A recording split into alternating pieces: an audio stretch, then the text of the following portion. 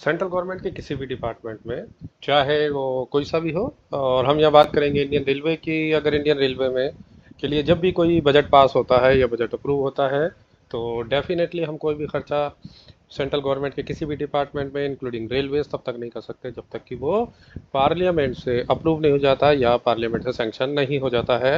यानी पार्लियामेंट में उसके अगेंस्ट में एप्रोप्रिएशन बिल जाता है और एप्रोप्रिएशन बिल पास होता है।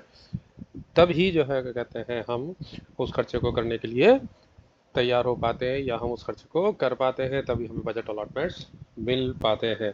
तो डेफिनेटली क्योंकि हमारा बजट पार्लियामेंट से पास हो रहा है, तो ज़रूरी होगा कि उसके ऊपर कंट्रोल भी कौन करे, पार्लियामेंट कंट्रोल करे। नेचुरली बात है, जो हमें बजट दे रहा है तो ये उसकी जिम्मेदारी है कि वो बजट पे डिस्कस करे, बजट के बारे में हमसे पूछे, और बजट को सही तरीके से हम खर्च कर रहे हैं या नहीं कर रहे हैं वो इस पर भी ध्यान रखे। क्या सरकार पॉलिसीज प्रॉपरली बना रही है या नहीं बना रही है बजट को खर्च करने के लिए, बजट को यूज़ करने के लिए, उस पर भी ध्यान रखे। तो उसके लिए क्या है, इसको हम आज समझने का प्रयास करेंगे। है इसको मैंने नाम दिया है parliamentary control over railway budget. The parliamentary control over railway budget is exercise by various committees and mechanism ensuring oversight and accountability in railways finance and operations. इस प्रेजेंटेशन में हम आगे इसी बात को डिस्कस करेंगे, डिफरेंट एस्पेक्ट्स को देखेंगे, डिफरेंट कमिटीज़ के बारे में डिस्कस करेंगे जो हमारे रेलवे बजट को कंट्रोल करती हैं या रेलवे बजट के ऊपर नज़र रखती हैं या रेलवे बजट को वॉच करती हैं। मैं राशिद अरशद कादरी, ज़रा सा सॉल्यूशन से ZARAS से ज़रा सा सॉल्यूशंस ट्रैक ऑफ लर्निंग। अगर आपने मेरे चैनल को सब्सक्राइब नहीं किया है तो कृपया सब्सक्राइब कीजिए और बेल आइकन को प्रेस कीजिए। आप मेरे को सब्सक्राइब करेंगे तो आपको लगातार मेरी वीडियोस नोटिफिकेशन के ज़रिए मिलती रहेंगी। आप अपने कमेंट्स भी, आपके कमेंट्स भी मेरे लिए सराहनीय है, अपने कमेंट्स देते रहिए। हम अब इसको कंटिन्यू करते हैं। पार्लियामेंट्री कंट्रोल ओवर बजट, जो जैसा मैंने कहा कि ये विभिन्न कमेटियों द्वारा इसमें बजटरी कंट्रोल किया जाता है। यह होती है railway convention committee, discussion of railway budget committee on subordinate legislation, public account committee, estimate committee, national railway users consultative council जिसे NRUCC भी कहते हैं, committee on government assurance, references from members of parliaments etcetera.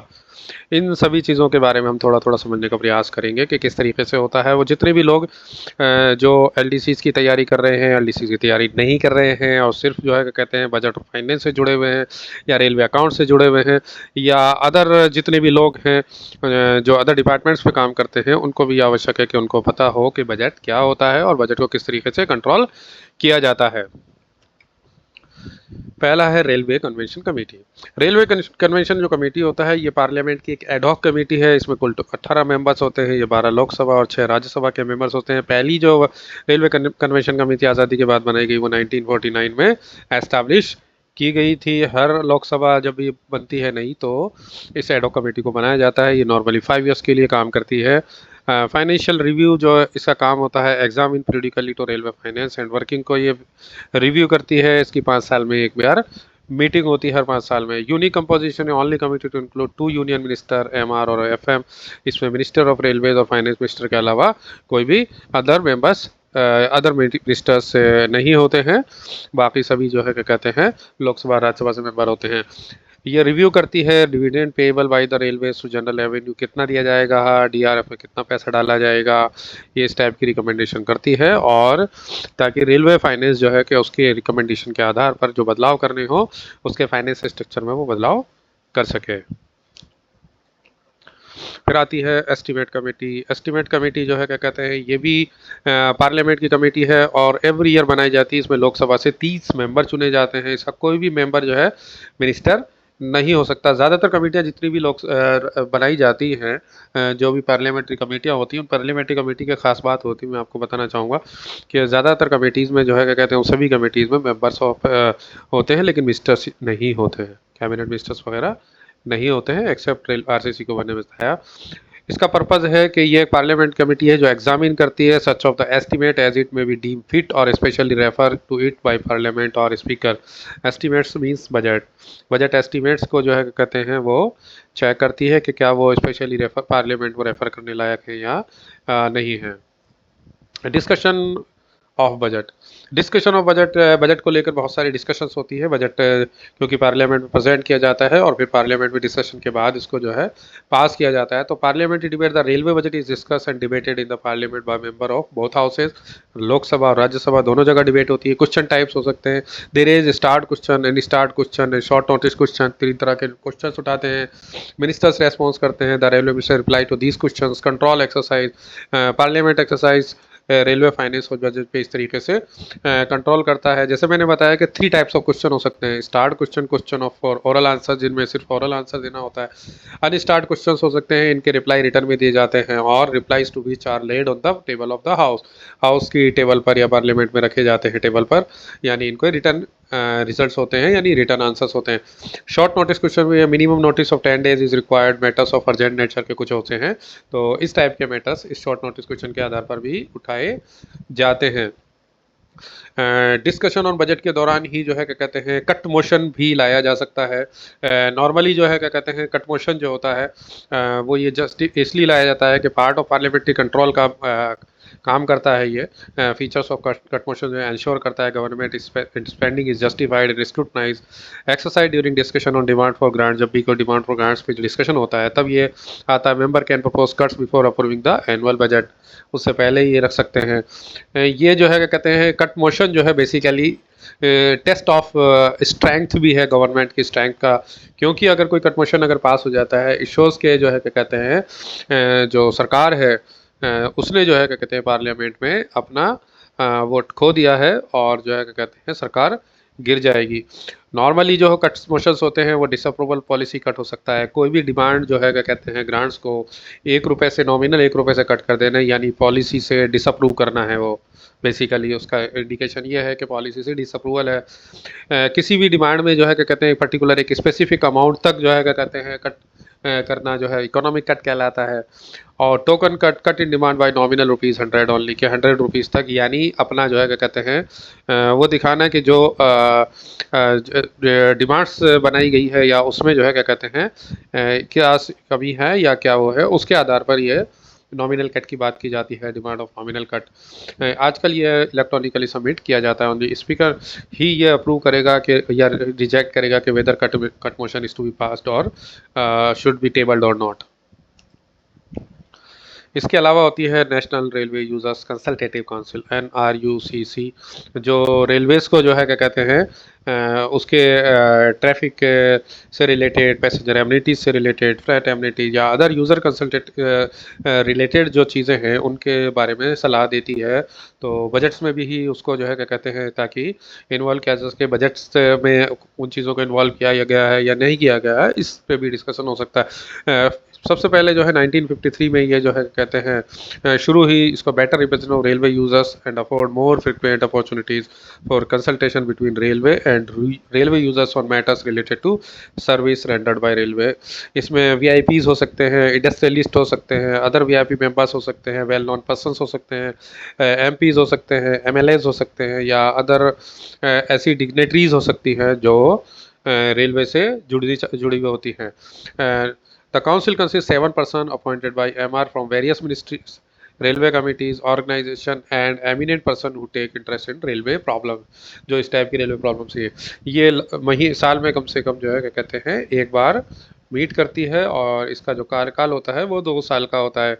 इसी तरह जैसे NRUCC होती है ऐसे ZRUCC होती है जोनल रेलवेज पर और DRUCC होती है डिविजनल रेलवे लेवल पर। तो वो इस तरीके से काम करती है। इसका प्रिसाइडिंग ऑफिसर जो होता है वो मिनिस्टर ऑफ रेलवेज होते हैं। इसके अलावा डायरेक्टर ट्रैफिक कमर्शियल जो है इसको ऑर्गेनाइज कर सकते हैं रेलवे बोर्ड में। आती है committee on subordinate legislation. It scrutinizes and reports the parliament that the power to make regulation, rules, sub-rules, bylaws, etc. conferred by the constitution या constitutions के अंतर्गत आते हैं वो सभी जो रेगुलेशन, रूल्स और सब रूल्स बनाए जा रहे हैं, बाईलॉज हैं और delegated by parliament are being properly exercise. Parliament ने उसको प्रॉपर्ली एक्सरसाइज किया है, यानी स्क्रूटनी करती है रेगुलेशन और रूल्स की, स्क्रूटनी करती है ये कमेटी। इस कमेटी में टोटल जो है क्या कहते हैं, लोकसभा के में जो है सेपरेट कमेटी होती है, इसमें 15 मेंबर्स होते हैं। इसी तरह राज्यसभा में एक सेपरेट कमेटी होती है, जिसमें 15 मेंबर्स राज्यसभा के होते हैं।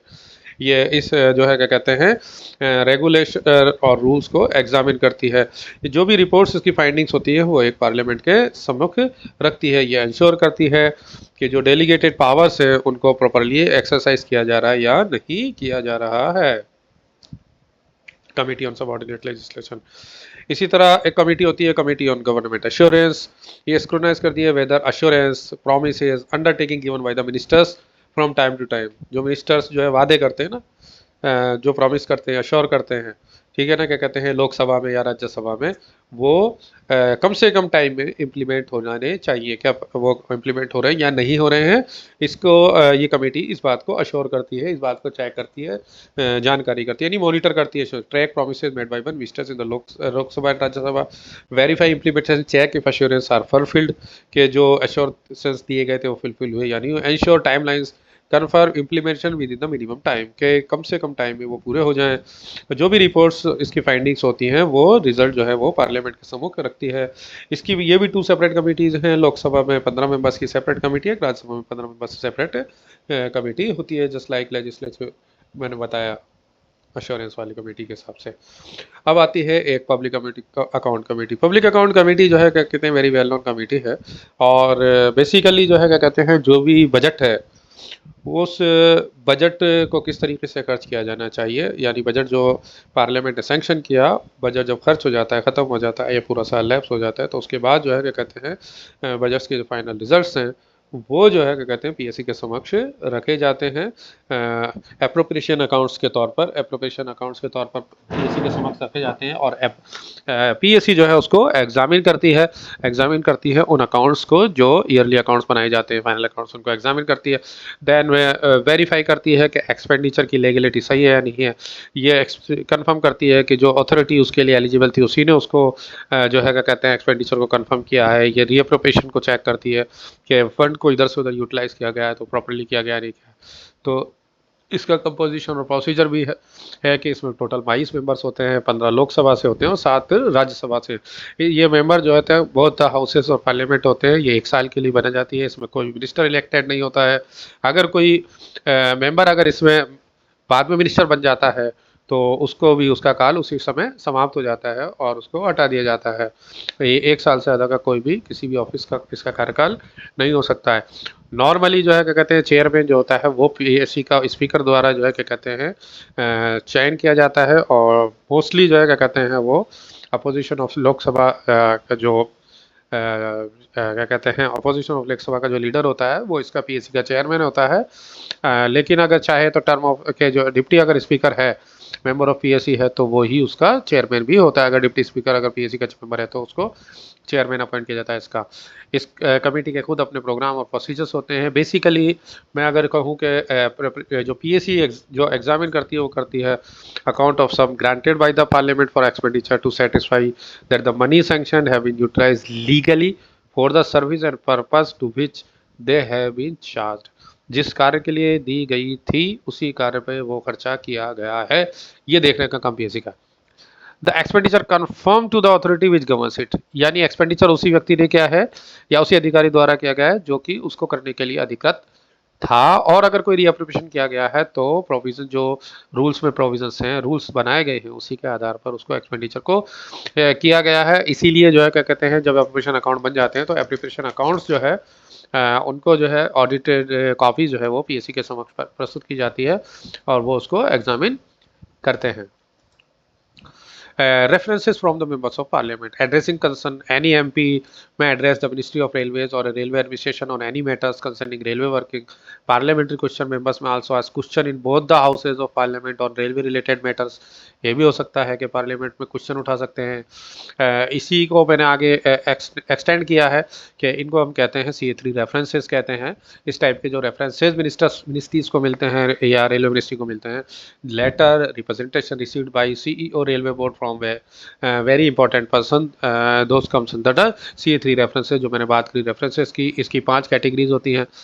ए कैटेगरी में वो रेफरेंसेस आते हैं जो directly president, vice president, central ministers और minister of states, MPs, MLA, यानी जो फिलहाल पद धारण किए हुए पॉलिटिशियंस हैं, यानी मिनिस्टर्स और सब मिनिस्टर्स हैं, या जी तो वो अगर जो है क्या कहते हैं एमपीज और एमएलएज और एमएलसीज जो चुने हुए अभी बैठे हुए हैं करंट में जो है, वो लोग अगर कोई ऐसा रिप्रेजेंटेशन या रिसीव कर होता है उनके ऑफिसेस के थ्रू, तो वो कैटेगरी ए में आता है।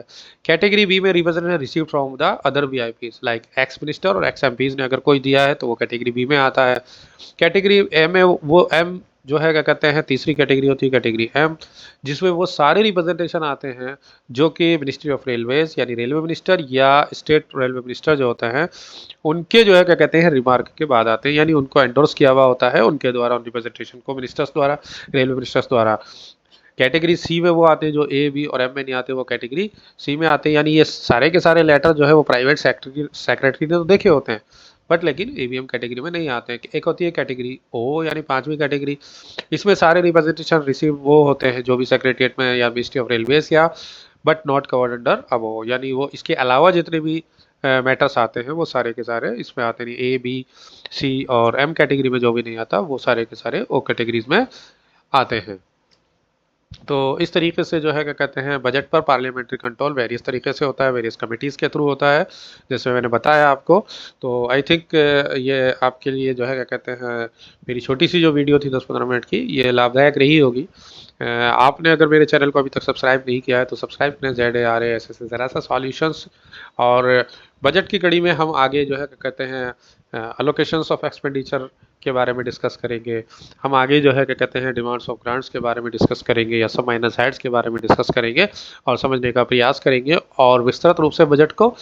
तब तक के लिए आप बने रहिए मेरे साथ और मेरे जो है क्या कहते हैं चैनल्स को लाइक करते रहिए और मेरी वीडियो को सराहते रहिए, अपने कमेंट देते रहिए। आप सभी का धन्यवाद कि आपने मेरी वीडियो को देखा। Thank you so much.